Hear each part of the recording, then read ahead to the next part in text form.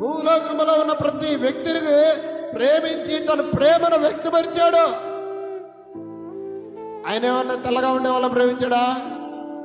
డబ్బు ఉండే వాళ్ళని ప్రేమించాడా? బిల్డింగ్ లో ఉండే వాళ్ళని ప్రేమించాడా? గొప్పవారినే ప్రేమించాడా?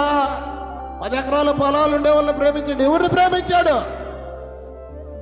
ఈరోజు మనం ఎవరినైనా ప్రేమించాలంటే అందంగా ఉండాలి, లేదా డబ్బన్నా ఉండాలి, లేదా చదువుకున్న వాళ్ళైనా ఉండాలి, లేదా రౌడీజం చేసే వాళ్ళైనా ఉండాలి, లేదా మంచి హోదా కలిగిన వాళ్ళైనా ఉండాలి.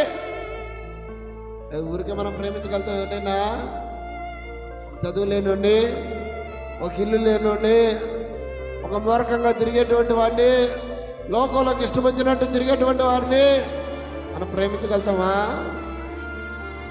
యేసయ్య ఎంతో ప్రేమించాడు, ఎంతో ప్రేమించాడు. ఎవరిని ప్రేమించాడు? లోకములో ఉన్నటువంటి వారందరినీ ప్రేమించాడు.